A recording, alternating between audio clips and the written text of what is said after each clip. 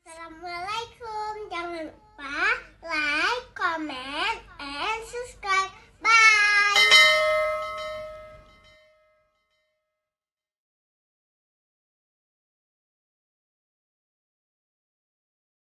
Assalamualaikum warahmatullahi wabarakatuh. Alhamdulillah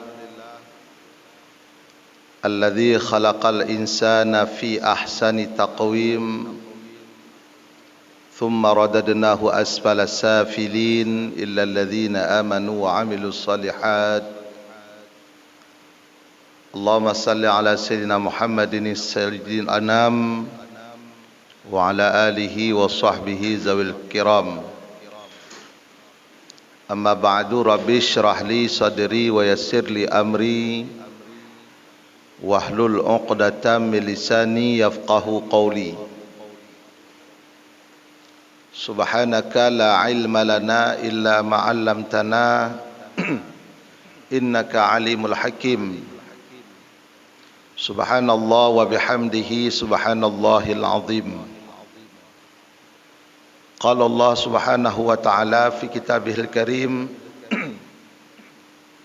wa huwa asdaqul qailin wa biqaulihi yahtadil muhtadun.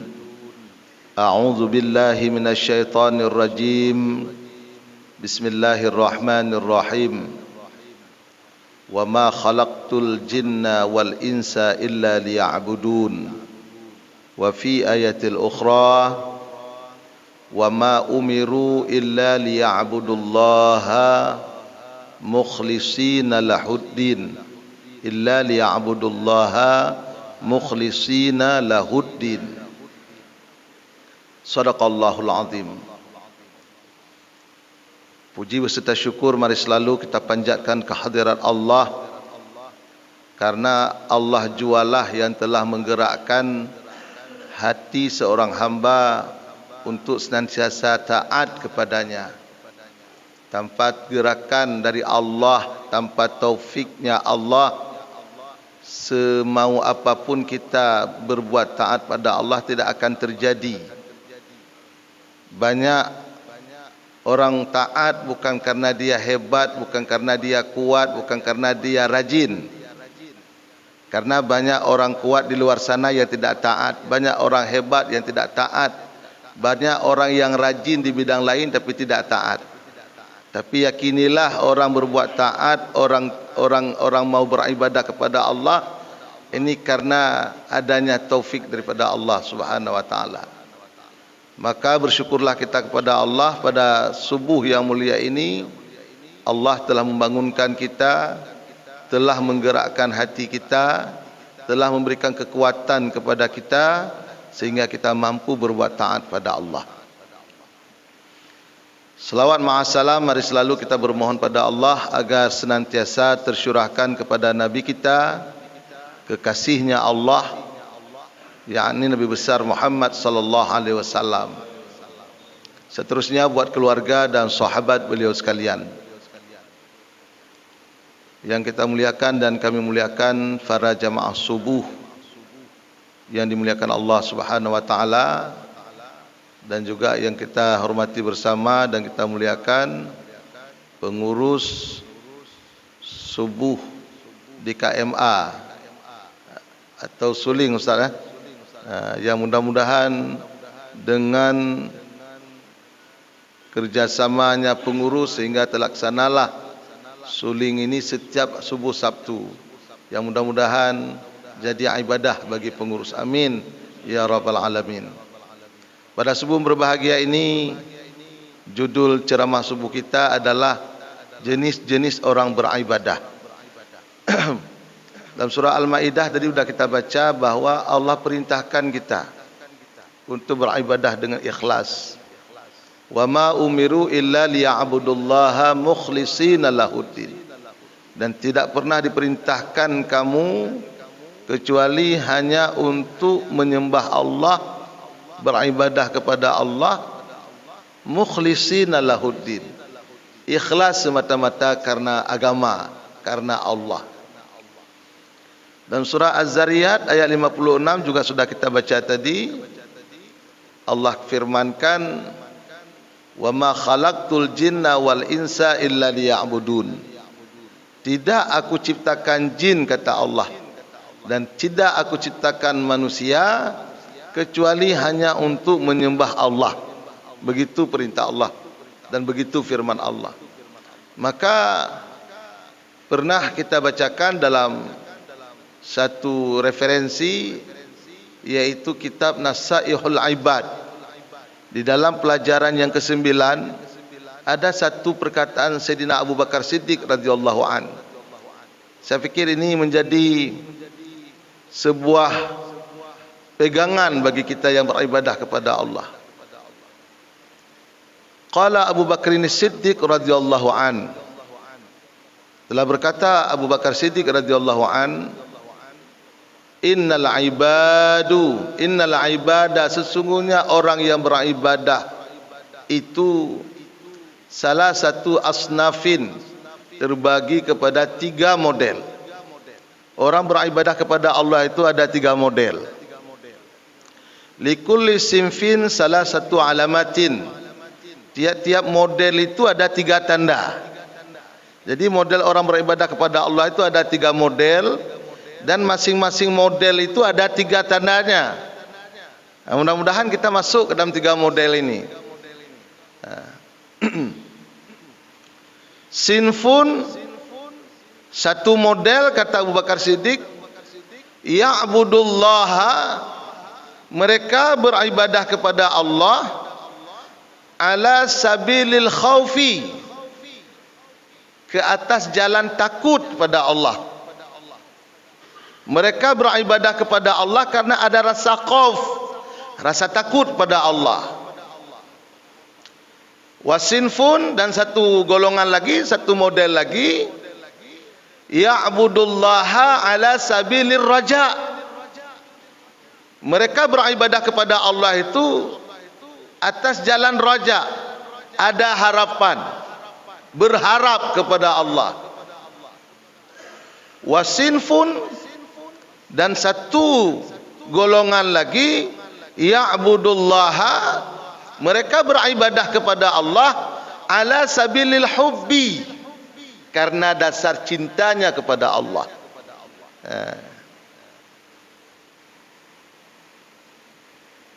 Maka model kita beribadah ini, kita ni mau dibilang Abu Bakar, kita ini, kita beribadah kepada Allah ini ada 3 model. Ini model yang positif, karena ada model yang negatif nanti. Yang pertama karena rasa khauf, karena rasa takutnya kepada Allah. Dan rasa takut ini, kata Abu Bakar, ada 3 tandanya. Orang beribadah kepada Allah karena rasa takut itu ada 3 cirinya. Ciri yang pertama, kata beliau, kenapa dia beribadah kepada Allah dengan rasa takut? Karena dia takut terhadap maksiat yang telah dilakukannya. Ini yang pertama. Karena maksiat yang dilakukan, dia takut sama Allah, takut diazab oleh Allah, maka dia ibadah kepada Allah.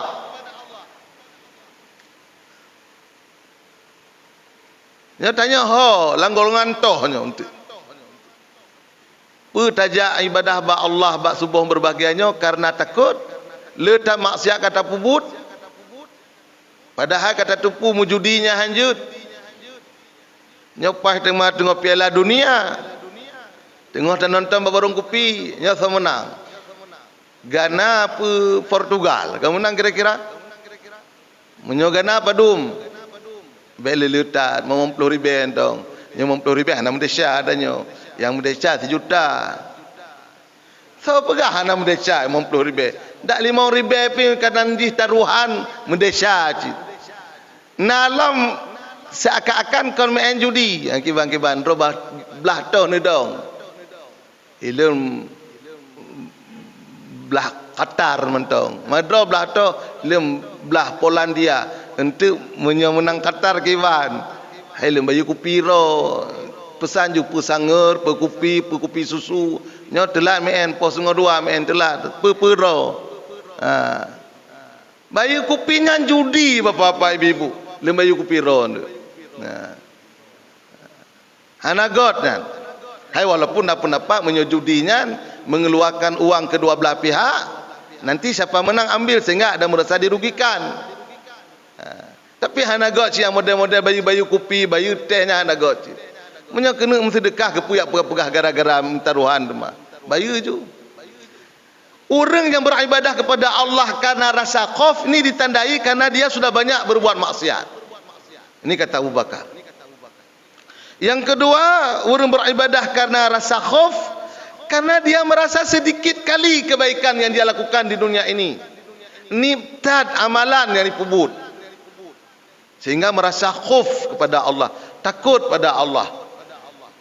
Karena nib amalan. Maka ini penting. Waktu tak ibadahnya nawaitu tanya kiban. Nawaitu kita itu gimana? Apakah karena takut pada Allah?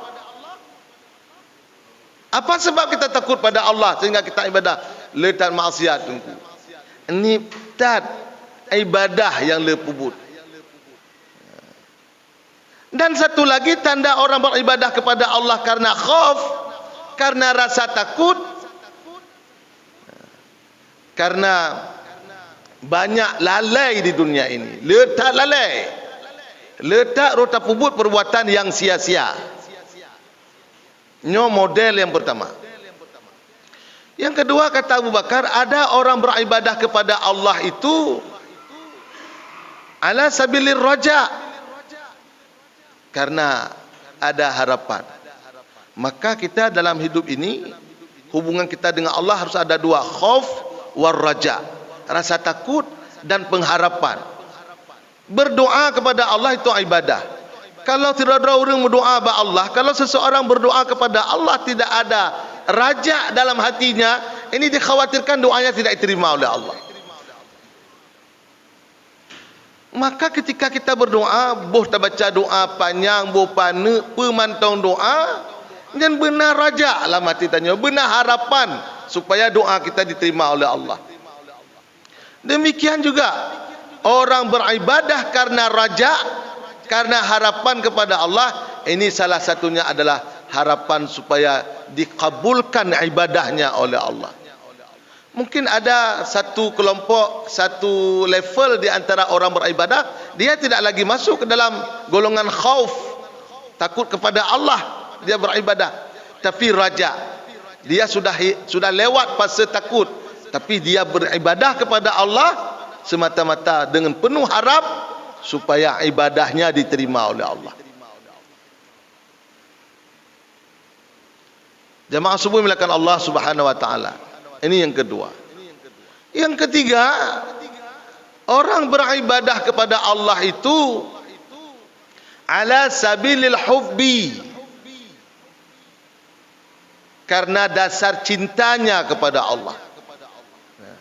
Maka kelompok ini yang beribadah kepada Allah karena dasar cinta, dasar mahabbah, dikatakan oleh Abu Bakar, orang ini rela menyakiti dirinya demi mendapatkan cinta Allah. Orang yang beribadah kepada Allah karena berdasarkan mahabbahnya kepada Allah, berdasarkan cintanya kepada Allah, rela menyakiti dirinya, bahkan rela menyakiti keluarganya. Bagaimana ibadah Nabi Ibrahim alaihissalam? Ini kalau kita fikir dengan logika, malah tidak layak menjadi orang tua, kan begitu kira-kira? Karena Nabi Ibrahim ada satu perintah ibadah yang Allah berikan kepada Nabi Ibrahim, yaitu ibadah untuk menyembelih leher anaknya, memotong leher anaknya. Bagaimana kita lihat kisahnya dalam Al-Quran? Falamma balagha ma'ahu sa'ya qala ya bunayya inni ara fil manam anni azbahuk fanzur madza tara. Tatkala Ismail beranjak remaja, Allah perintahkan Ibrahim untuk menyembelih Ismail. Allah perintahkan. Bayangkan ibadah Ibrahim karena semata-mata mahabbahnya kepada Allah, semata-mata karena cintanya kepada Allah, rela dia mengasah pisau, rela membawa anaknya ke satu tempat, rela menyembelih. Perkara diganti oleh Allah itu lain cerita. Tapi perkara Nabi Ibrahim menyembelih leher anaknya bukan karena yang lain, semata-mata karena cintanya kepada Allah. Mamanya tanya, seandainya diperintah oleh Allah untuk kau tak kuat anak yang kesabar. Sang awal-awal dia jawabnya, obeknya tak ni yukoh tak ni, obek get ni yukoh tak kulun. Tapi Nabi Ibrahim tak pernah menjawab seperti itu kepada Allah. Ini kenapa ibadahnya, ibadah Ibrahim ini ibadah atas dasar mahabbah, atas dasar cintanya kepada Allah, sehingga dia rela menyakiti dirinya. Hai takoh takwana yang sang sedih, makna menyakiti ini membuat dirinya sakit, sedih hatinya. Dan bagaimana dengan sejarah Rabi'ah Adawiyah? Dalam sebuah riwayat, Rabi'ah Adawiyah pernah berkata, seandainya ada seseorang hamba beribadah kepada Allah karena mengharap syurga Allah, haram ibadahnya. Ini konsep ibadahnya Rabi'ah Adawiyah. Jadi menurut konsep ibadah Rabi'ah Adawiyah, menyona tidak ada orang kalau ada satu-satu orang beribadah pada Allah karena mengharap syurga, ibadahnya itu tidak benar, kata Rabi'ah Adawiyah. Bagaimana juga harus ada konsep mahabbah, harus ada mahabbah dalam hati kita. Ketika kita menyembah Allah dengan rasa mahabbah, atas dasar mahabbah. Dan dalam sejarah, bagaimana Rabi'ah Adawiyah bisa menyadarkan seorang yang pernah bergelimang dalam hal yang dilarang oleh Allah.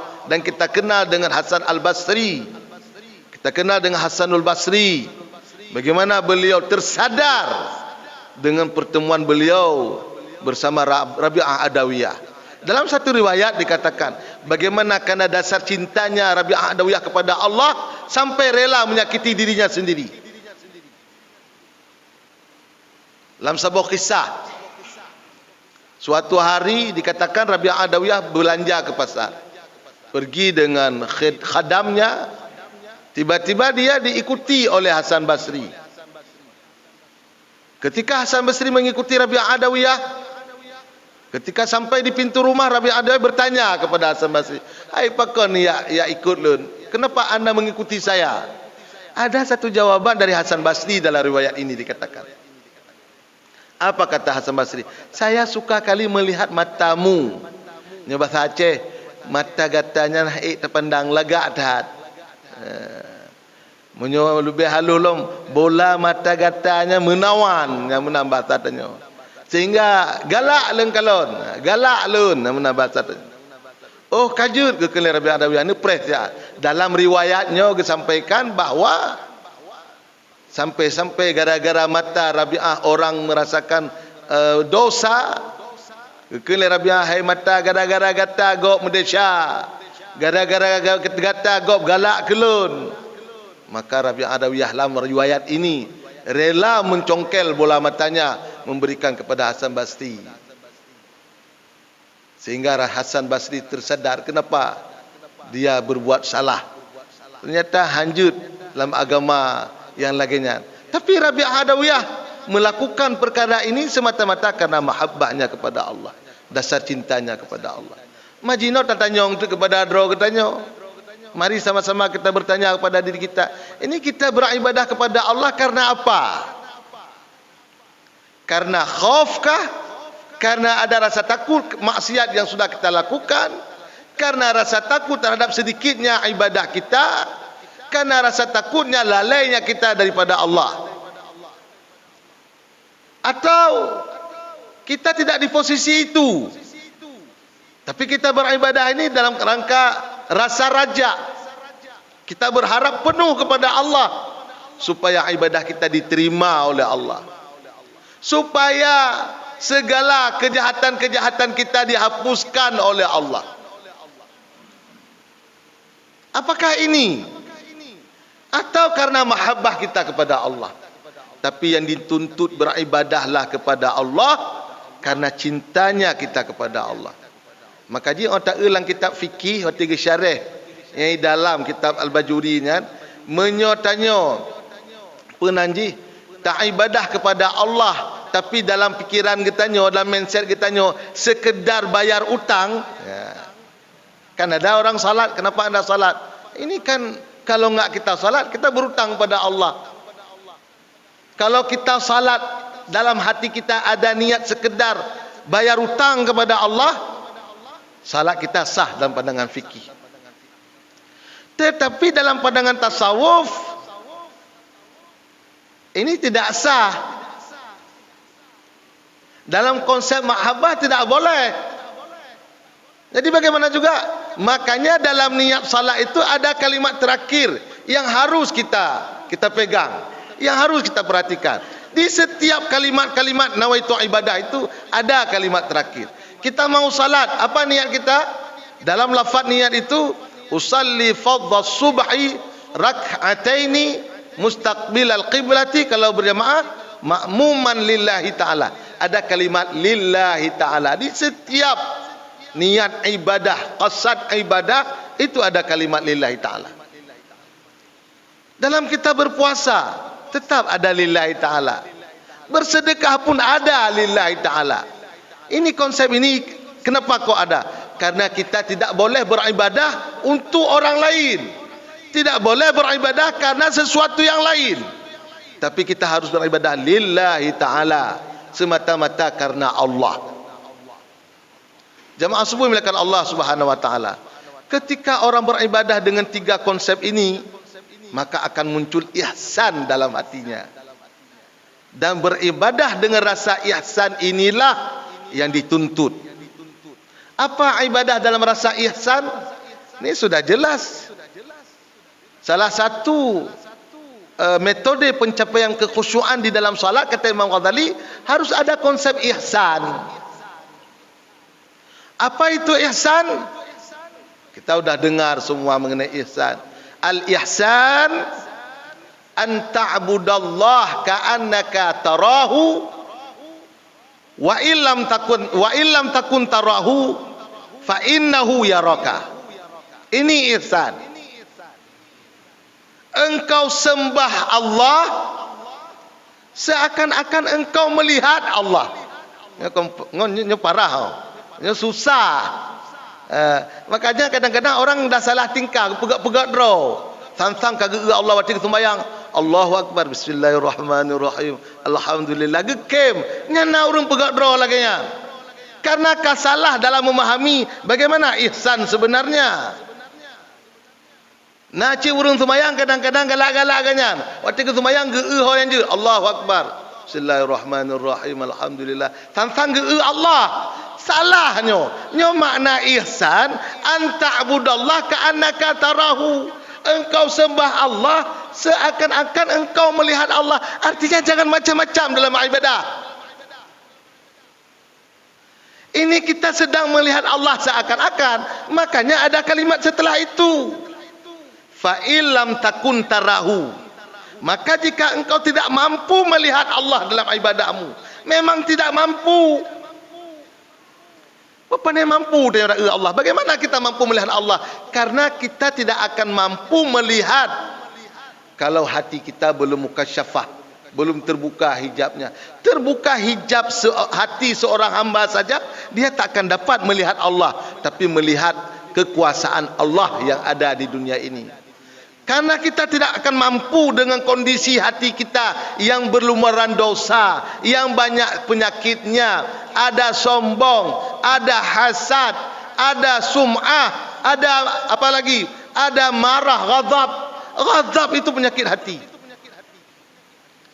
Tidak mampu kita melihat Allah. Maka dalam konsep ihsan, fa illam takun tarahu fa innahu yaraka. Maka ketika engkau tidak mampu melihat Allah dalam ibadahmu, mesti engkau yakini, mesti engkau tanamkan, kata Imam Ghazali, dalam hatimu bahwa Allah melihat engkau. Jamaah subuh milakan Allah Subhanahu wa taala. Ketika konsep ihsan ini ada, nya sombong hanali lah hati tanya. Karena Allah geu tanya. Dan makna ibadah ke dalam sembahyang mentong, bukan dalam salat saja. Di luar salat kita mesti beribadah. Kullu amalil khairin ibadatun. Tiap-tiap aktivitas kebajikan itu ibadah. Pemantau. Ya. Tabassamaka ala wajhi aqiqa laka sedekah. Senyum kita aja pada orang lain ibadah dalam bentuk sedekah. Ya. Kita tidak sombong, ibadah dalam bentuk menyenangkan hati orang lain. Karena sikap sombong, orang tersakiti. Mati nggak ada ibadah kita pada Allah. Kita semua ibadah. Ibu-ibu di rumah mencuci piring, masak nasi, buat kuah enak-enak untuk keluarga, itu ibadah. Karena ibadah itu kan ada dua, ada ibadah mahdhah, ada ibadah ghairi mahdhah. Ibadah. Bapak-bapak melangkahkan kaki dari rumah, baca bismillah, tawakkaltu ala Allah, cari rezeki untuk anak istri, ibadah. Harus yakin. Tapi ibadah kita ini karena apa? Mesti karena ihsan. Ya, menyo ihsan dan nyota ibadah kepada Allah. Kalau dalam salat seakan-akan kita melihat Allah, kalaupun kita tidak mampu melihat Allah, fa innahu yaraka, mesti kita yakinkan dalam hati kita bahwa Allah melihat kita. Jamaah subuh milik Allah Subhanahu wa taala. Oleh karena itu, yang terakhir mungkin perlu kita camkan dalam hidup ini, mari kita saling bantu membantu dalam ibadah kepada Allah. Ketika ada kita lihat saudara kita, dia ingin beribadah, dia kepingin salat tapi enggak ada mukena, kita bantu dengan cara kita. Apakah kita ajak orang lain sikit-sikit nyumbang, beli mukena orang itu, beli kain orang itu, atau kalau ada kelebihan kita rezeki, kita yang beli. Itu membantu orang beribadah, dan itu termasuk ibadah bagi kita. Lihat di sekitar rumah kita ada yang membutuhkan, maka beribadahlah dengan itu, dengan memperhatikan mereka. Kadang-kadang kita juga sedih melihat ada rumah tinggi besar, di sekeliling rumah itu kecil-kecil, kemudian di rumah besar itu kadang-kadang makannya mewah, menunya selalu bertukar. Kemudian di dekat rumah itu ada rumah-rumah yang perut mereka lapar setiap hari. Kita dengar tangisan-tangisan yang mengerikan, yang menyedihkan. Ini ibadah bagi orang yang mampu adalah menyenangkan hati orang-orang tidak mampu. Dan yakinlah setiap perbuatan kita itu dinilai oleh Allah. Faman ya'mal misqala dzarratin khairan yarah wa man ya'mal misqala dzarratin syarran yarah. Sekecil apapun amal baik yang kita lakukan, pasti dilihat oleh Allah dan dibalas dalam bentuk pahala. Dan sekecil apapun amal jahat yang kita lakukan juga pasti dilihat dan dibalas oleh Allah dalam bentuk azab. Yang terakhir, jaga akidah kita, jaga akidah anak kita, jaga akidah saudara-saudara kita. Sekarang akidah kita lagi digerogoti.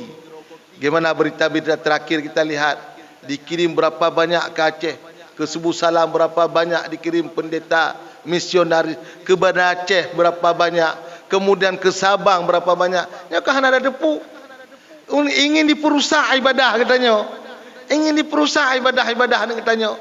Nyana data letak misionaris yang kirim-kirim untuk perintinya merusak akidah. Kalau akidah sudah rusak, ibadah juga rusak.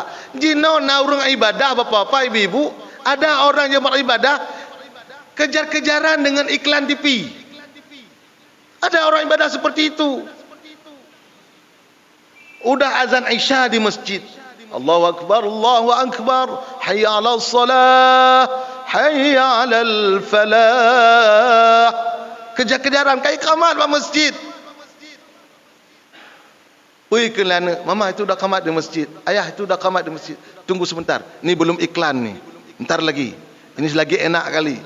Bayangkan ada orang ibadah kejar-kejaran dengan iklan di TV. Begitu iklan, karena katanya kalau film enak lama iklannya. Kalau film nggak enak iklannya kadang-kadang nggak ada sama sekali. Dia tahu ini iklannya ni 4 menit ni. Dia kejar dalam waktu iklan harus selesai salat. Pokoknya nanti Assalamualaikum warahmatullahi, Assalamualaikum warahmatullahi, langsung mulai lagi sinetronnya. Kalau ibadah kita kejar-kejaran dengan iklan di TV, bagaimana masuk ke dalam kategori ibadah tadi? Yang boleh memundurkan ibadah itu 2 hal. Itu boleh kita mundurkan ibadah. Yang pertama karena kematian. Ini dalam pendapat fikih. Karena kematian. Kematian seseorang, kalau pas waktu salat, harus kita urus dulu jenazah ini, boleh diperlambat dengan catatan nanti berjamaah. Yang kedua boleh diperlambat ibadah karena ta'lim, belajar. Sedang belajar, waktu Isya masuk, di masjid lain udah azan. Kan ada seperti itu, kadang-kadang di masjid kita agak 15 menit, bahkan 20 menit terlambat azannya. Apalagi kalau di daerah-daerah, di pesantren-pesantren, jam 9 baru azan. Kalau pesantren saya jam 9 azan. Kalau ada terdengar jam 9 itu di pesantren saya, di Colangku. Karena kenapa? Kalau azannya sama dengan masjid lain, belajarnya cuma 38 menit. Mana masuk ilmu sama anak-anak? Tapi kalau jam 9 ada nanti lebih kurang sejam setengah. Dan ini ada pendapat diperbolehkan dengan catatan nanti berjamaah. Baik semayang kedoro. Ini dengan murno, tapi untuk semayang masing-masing. Itu tidak dibenarkan dalam agama. Maka jaga ibadah kita. Karena ibadah yang karena Allah, ibadah karena khauf, ibadah karena raja, ibadah karena mahabbah, inilah ibadah yang bernilai di sisi Allah. Dan ibadah yang seperti inilah yang bisa mencegah daripada perbuatan keji dan mungkar. Ketika kita baca ayat Allah, aqimis salah, innas salata tanha 'anil fahsya wal munkar. Dirikanlah salat. Sesungguhnya salat itu mencegah kamu daripada berbuat keji dan mungkar. Salat yang mana? Ini salat yang dilakukan dengan 3 model tadi, atau salah satu pada model yang 3. Karena ihsan kepada Allah. Karena tidak ada lain yang ditanya pertama nanti di akhirat kecuali ibadah kita. Dan ini kata Rasulullah, awwalu ma yuhasabu 'abdu yaumal qiyamah fahiyas shalah. Yang pertama sekali nanti Allah tanya di akhirat, di hari kiamat, bukan yang lain, tapi salat. Enggak ditanya berapa deposit kita di bank kita tinggalkan, enggak ditanya berapa bayinah kita, berapa banyak aset kita, berapa banyak usaha kita, berapa banyak kebun kurma kita, berapa banyak kebun sawit kita, berapa banyak tambak udang kita, berapa banyak kandang ayam kita. Tidak itu yang ditanya, tapi Rasul memberikan pada kita, awwalu ma yuhasabu 'abdu yaumal qiyamah fahiyas shalah. Yang pertama seorang hamba ditanya kelak dari kiamat adalah salat. Hanya ditanya yang lain. Maka kata Rasulullah, fa iza saluhat saluhat sairil amali wa iza fasadat fasadat sairil amali. Apabila salatnya benar, terbenarlah segala perbuatan amal yang lain. Wa iza fasadat, apabila salatnya rusak, maka dak geta amalan yang lain, baik amalan yang lain. Kalau salat kita rusak, fasadat sairil amali, rusaklah segala amalan yang lain. Le tam sedekah, le bunyo, le buji, munyo sumayang hana le, nyo hana arti. Hai tapi jeci daripada sumayang pitan, ilmu sedekah pitan. Karena ilmu sedekah ka jeci. Nyo bet tak kembangkan perkataan lagi nyo. Nanti pun sedekah sumayang hana. Pak idong bubung. Kadang-kadang mari nyampai idong bubung nanti yang hana. Hai ya oji lagi nyan. As-salatu imaduddin, faman aqamaha faqad aqamaddin, wa man tarakaha faqad hadamaddin. Salat itu tiang agama. Siapa mendirikan salat, dialah penegak agama. Siapa meninggalkan salat, dialah perusak agama. Mudah-mudahan kita termasuk orang yang ibadah kepada Allah dengan cara-cara yang baik, dan kita mohon kepada Allah agar ibadah kita diterima oleh Allah. Inna salati wa nusuki wa mahyaya wa mamati lillahi rabbil alamin. Mudah-mudahan tausiah ini bermanfaat bagi kami pribadi, dan mudah-mudahan pula bermanfaat kepada kita semua. Yang terakhir kami bermohon agar diperbanyak maaf kalau ada kesalahan dan kekhilafan. Amin. Amin ya rabbal alamin. Hasbunallahu wa ni'mal wakil, ni'mal maula wa ni'man nasir. Wahdina ila siratil mustaqim. Assalamualaikum warahmatullahi wabarakatuh.